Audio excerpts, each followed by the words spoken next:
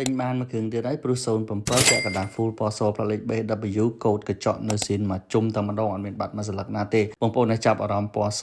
07ពាក់កណ្ដាល full ពីម្ចាស់ដើមកុំភ្លេចអញ្ជើញមកមើលនៅហុងខាបានបន្ទូទៅ check 45អត់ដែលមានប្រវត្តិគូណាចរាចរណ៍ទេមុននឹងមកមើលឡានមួយគ្រឿងហ្នឹងគឺខ្ញុំមើល3ឡានហ្នឹងបងប្អូនណាគ្រឿងទី1នេះគឺព្រោះ07ពណ៌សមើលអត់ទៅទេដោយសារឡានហ្នឹងប៉ះបុកខាងក្រោយហ្នឹងធ្ងន់ហើយលមូលដៃចូលគ្នាអស់ហើយបងប្អូនមើលទៅសាច់ដៃទៅលមូលចូលគ្នាអស់ហើយមកមើលគ្រឿងទី2ក៏អត់ត្រូវដែរដោយសារមួយគ្រឿងហ្នឹងគឺប៉ះខាងក្រោយក៏រៀងធ្ងន់ដែរក៏ឲ្យក្រុមការងារអត់យកទេបងប្អូនតាមហុងខាយូរដឹងហើយហុងខាទិញតែឡានស្អាតទេឡានច្រេះឡានបុកឡានកាត់តឡានដូរពណ៌ឡានកឡាប់ហុងខាទិញទេហើយចូលមកដល់គ្រឿងទី3នេះទើបមើលត្រូវបងប្អូនណាព្រោះ07ពាក់កណ្ដាល full ពីបងប្អូននៅខាងបង្កក់បាទឡានហ្នឹងថ្មីដាច់ថ្មីលះតែម្ដងបងប្អូនណាកូដកញ្ចក់នៅស៊ីនមកជុំហើយឡានមួយគ្រឿងមុននឹងខ្ញុំចោះទិញបងប្អូនតាមដានហុងខាយូរដឹងហើយខ្ញុំអត់ដែលកាន់ឡានស្ទើរទេហើយឡានបើសិនជាមិនថ្មីមិនស្អាតទេគឺខ្ញុំអត់ទិញចូលទេហើយមកគ្រឿងនេះបាទតមមកចម្រាញ់បានមកគ្រឿងនេះគឺខ្ញុំដើរមើល2ឡានហើយឡានមួយគ្រឿងនេះគឺជាឡានដែលខ្ញុំ select ថាឡានស្អាតហើយបើខ្ញុំយកចូល stock បន្ទុក auto check ស្រុកគេរហូតដល់45ហើយណោះអត់ដែលមានប្រវត្តិគូណាចរា